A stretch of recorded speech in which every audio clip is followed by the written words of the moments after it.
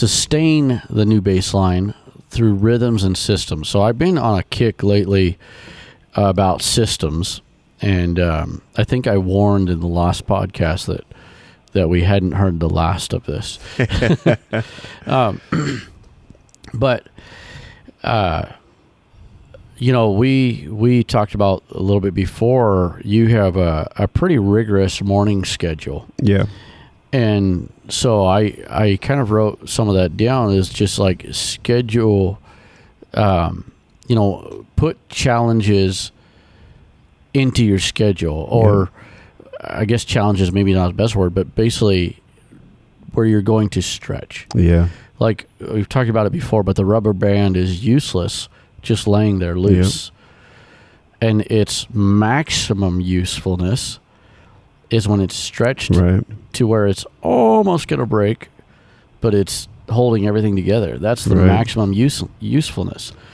And so when we can embrace that discomfort and, step into it instead of shy away from it, that makes a big difference. Oh, yeah. And so when you talk about the morning routine that I have, so it was years ago, and we talked about it in the podcast before, but years ago I was trying to figure out how could I make more hours in the day. And just to break everybody's hearts, you can't. There's only 24 hours. That's the max there is. Sorry. I know some of us, like we just lost a bunch of listeners. Brother Gabe and myself would really love it. We'd like maybe 1 or 2 more hours. That'd be great. Yes. But there's just not. And so it's like, how can I find more hours in the day? And so I chose to get less sleep. And some people think I need 10 hours, which is insane. I'm going to tell you right now, I don't think I could sleep 10 hours if I tried. Maybe I could, I don't know. But I just chose, I said, so I'm just going to sleep less. I've been used to getting up early in the mornings, and so I'm a morning person, and so I'm just going to get up earlier. Right. And so I don't have to be at work until 8 o'clock, but I get up at 4 a.m., and some mornings I miss my alarm and I don't get up till 5:30. And I'll tell you right now, I'm just slacker. I hate that. I tell my wife, I'm like, I didn't get up till 5:30. She's like, oh my goodness, I can't even believe it. That's crazy. You slack. But for me, it's a big deal. Even if I'm a half hour late, it's like I have so many things I try to cram into the morning, which I just recently added to that stuff that I'm trying to get done in the morning. Yeah, because I think you said before 4:30. So. Yeah. So it's 4 a.m. and I won't go through the whole list, but I do a lot of different things. Before I even go to work, and then I work an 8-hour day, and and then you've accomplished so much. And I remember reading this before that most successful people have accomplished more than the average person in a whole day before most people get up. Yeah. And so that, for me personally, and I'm not saying everybody has to do this, I just feel like, the Bible talks about today is the only day that we're promised. Right. And so I'm going to make sure I'm not wasting any second of this day. And I actually just talked to my wife about this today.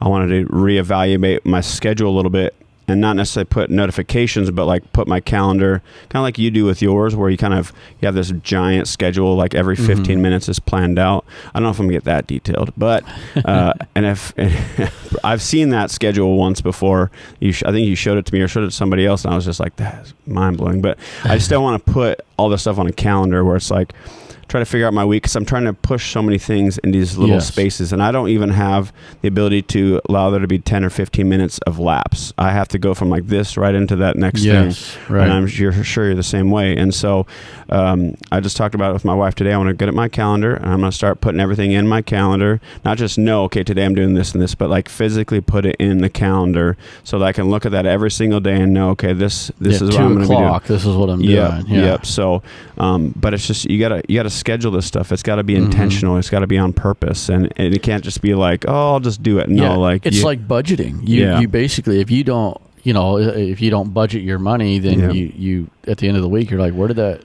$300 go? Right. If you think you don't have more time, I just want to challenge everybody. I don't know if Samsung people can do this, but everybody with an iPhone, and if you're not Apple style, like, you need to pray through, but oh boy, there's this little thing on your phone where you can look and see how much time you've been spending on different things on your phone. Yes. So if you think to yourself, I don't really have that much time to fit more in your schedule, I just want you to look. I think it updates every Sunday, if I'm not mistaken, but you could look back at the previous week, or whatever. Just look on that particular thing, and everybody that has an iPhone knows what that is. It's your screen time. Yeah. And I know some of you ignore it or try to delete it. Android has it too. Yeah. So just look at that and say to myself, "Wow, I've spent 16 hours on Pinterest this week," and I'm just making up numbers, of course, or I've spent 12 hours on Facebook and 10 hours. You know what I mean? And you start realizing, wow. Yeah, I have a lot more time than I realize, and I just want to encourage people, don't waste your time, because we're only given today. Right. And I mean, when you pass on from this life, it would be terrible to have a bunch of regret because you wasted the time you were given. And so that's how you can squeeze and stretch yourself and challenge yourself, is look at your schedule and try to plan it out. And just push as many things into it as you possibly can. And you're going to be better for it. I promise. Well, and that's, before we wrap up here, I wanted to mention this is, I do project management, and so I do a lot of scheduling. And so there's these project schedules that we'll make. And there's various different softwares, but they have what's called a baseline. Mm-hmm. And so in a project schedule, there's all kinds of things where you can crash the schedule, which means you throw more money at it, or you throw more manpower at it, or something. And then there's something called float, and this is where there's room, basically, in your budget. There's room in your schedule, but there's the baseline, and so a lot of times in the project schedule, there's what's called a critical path, and the critical path, if something breaks in the critical path, it's going to extend your project timeline. And so there's a critical path where there's float all around that, and there's things that you can do simultaneously or out of sequence, but as long as you don't affect that critical path. Well, sometimes, invariably, that does get affected, and that's where you come back to the baseline.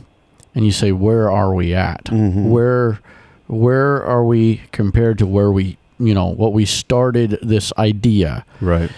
And so if we can make, and sometimes it's minuscule, like you said, all these things you're trying to push forward. Sometimes you got 15 minutes that you can spend on it because of the other priorities.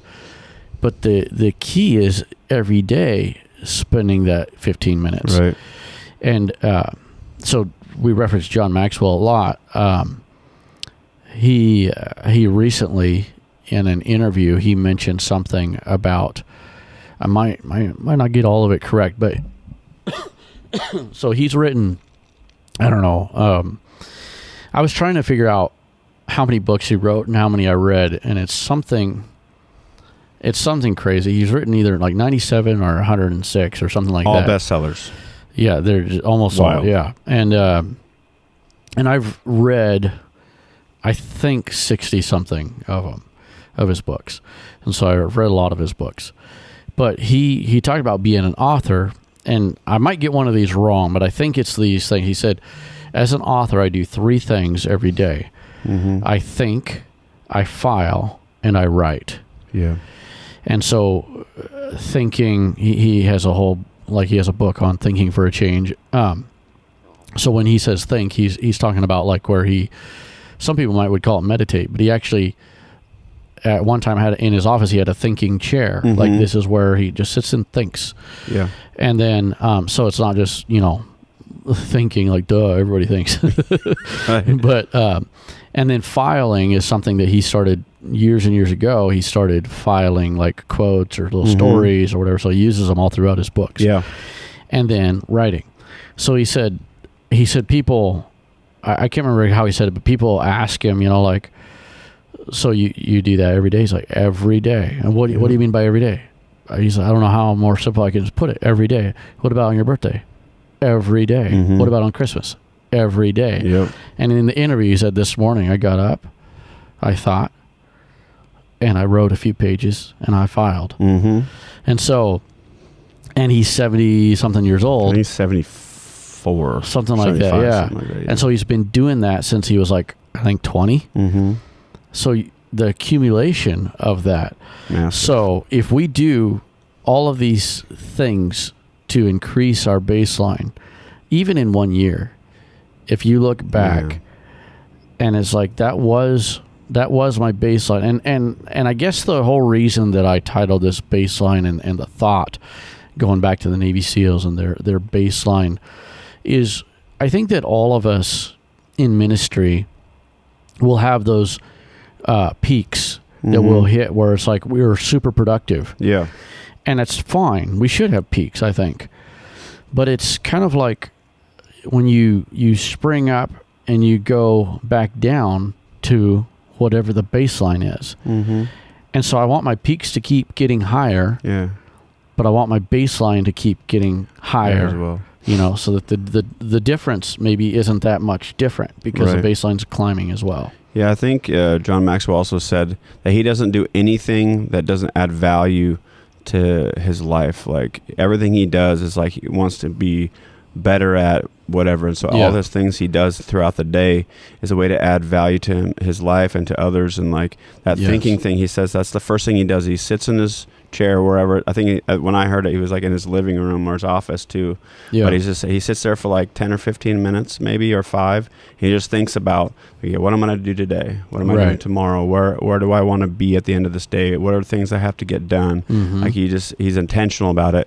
And then he still cuts it. He reads articles and he still cuts them out and puts them in and stuff like that. And I think there's so much value in that. It's like, I don't want to do anything that's not adding value to my life, whether it be not just myself, but like my family, my children, my wife, my church.